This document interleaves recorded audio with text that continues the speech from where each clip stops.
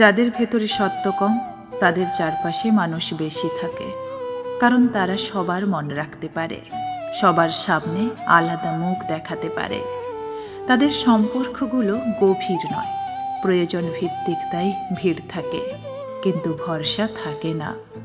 সময় বদলালে সেই মানুষগুলোও বদলে যায়। আর যারা সত্যিকারের, তাদের পাশে মানুষ কমই থাকে, কারণ তারা খুশি করার জন্য কথা বলে না, সত্য লুকায় না। তাই সবাই তাদের সহ্য করতে পারে না, কিন্তু যারা থাকে তারা নিঃস্বার্থভাবে থাকে। দিন শেষে বড় সার্কেল নয়, নিরাপদ সার্কেলটাই গুরুত্বপূর্ণ।